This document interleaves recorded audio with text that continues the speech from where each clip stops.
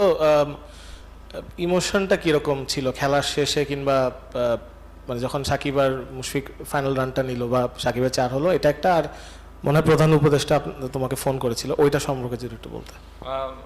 ইমোশনটা আসলে মুখে বলা মুশকিল, কঠিন হবে, কারণ এ ধরনের অ্যাচিভমেন্ট আমার কাছে ব্যক্তিগতভাবে, আমার কাছে বাংলাদেশ ক্রিকেটের one of the best movement আমার কাছে মনে হয়। আর মুশফিক ভাই সাকিব ভাই যখন ব্যাটিং করছিল, আমরা সবাই ড্রেসিং রুম থেকে যাচ্ছিলাম যে এই দুজনই খেলাটা শেষ করুক।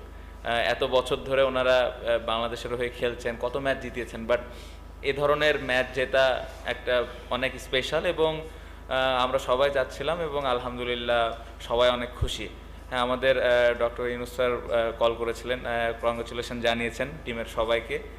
ওনারা অনেক খুশি এবং দেশে আসলে দেখা করতে চেয়েছেন পুরা টিমের সাথে। শান্ত, জাস্ট একটা জিনিস, সরি সিরিজ শুরুতে প্রশ্ন করেছি,